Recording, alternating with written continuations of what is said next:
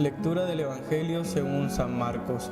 En aquel tiempo Jesús dijo a la multitud: el reino de Dios se parece a lo que sucede cuando un hombre siembra la semilla en la tierra, que pasa las noches y los días, y sin que él sepa cómo la semilla germina y crece, y la tierra por sí sola va produciendo el fruto, primero los tallos, luego las espigas, y después los granos en las espigas. Y cuando ya están maduros los granos, el hombre echa mano de la hoz, pues ha llegado el tiempo de la cosecha. Él les dijo también: ¿con qué compararemos el reino de Dios? ¿Con qué parábola la podremos representar? Es como una semilla de mostaza que cuando se siembra es la más pequeña de las semillas, pero una vez sembrada crece y se convierte en la mayor de los arbustos y echa ramas tan grandes que los pájaros pueden anidar a su sombra. Y con otras muchas parábolas semejantes les estuvo exponiendo su mensaje, de acuerdo con lo que ellos podían entender. Y no le hablaba sino en parábola, pero a sus discípulos le explicaba todo en privado. Palabra del Señor.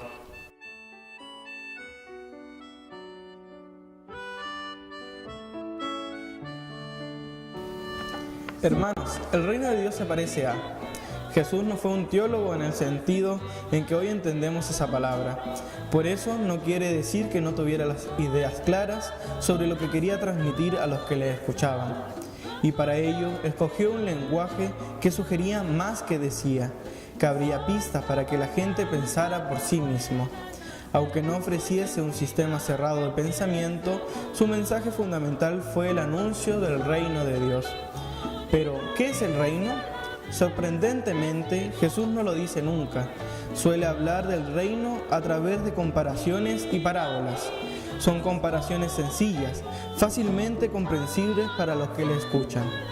Campesinos pobres en su mayoría, pero también letrados y estudiosos de la ley. Sus parábolas aluden a diversos aspectos del reino, pero nunca lo define del todo. Su oyente van entendiendo poco a poco, casi podríamos decir que en la medida en que quieren entender, porque seguro que algunos de los que fueran a escucharle se alejaron de él pensando que aquel hombre no decía más que contar historietas para niños. Hoy el Evangelio nos trae a la memoria dos parábolas de Jesús.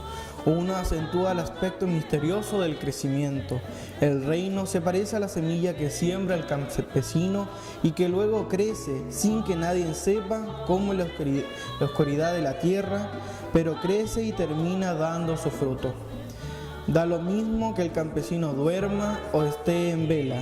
Llegará el momento en que lo único que tendrá que hacer será recoger la cosecha. Los otros dicen que el reino de Dios se parece a la semilla de mostaza, la más pequeña de las semillas, pero que luego se hace tan grande que hasta los pájaros del cielo se cobijan en las plantas que salen de aquella semilla.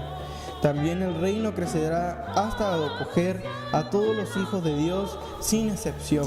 Es que el reino es la obra de Dios, que completa misteriosamente su creación, contando ciertamente con la colaboración del hombre, ciertamente, pero no solo. Porque la gracia de Dios actúa incluso cuando el hombre duerme. Así es el reino, mucho más grande que la iglesia, que apenas en su signo visible. Los cristianos nos comprometemos a trabajar al servicio del reino, a preparar el campo para que reciba la semilla del reino. Y Dios será el que muchas veces, sin que nos demos cuenta, hará que crezca en lugares y formas que no podemos imaginar. Porque el campo de Dios es el mundo y la semilla que planta en los corazones de todas las personas que son sus hijos e hijas. Por eso los cristianos vivimos guiados por la fe. Como dice Pablo en la lectura de la segunda carta a los Corintios, hoy quizá no vemos el resultado de la obra de Dios que construye el reino, pero estamos seguros de que Él llevará a un buen término su obra hasta que llegue a su plenitud. Para reflexionar en este domingo, en el 11º domingo del tiempo ordinario, vamos a contestar esta pregunta: ¿por qué no dedico un tiempo a contemplar el campo del mundo y a tratar de ver dónde está creciendo el reino de Dios? ¿La fraternidad, la libertad, la justicia?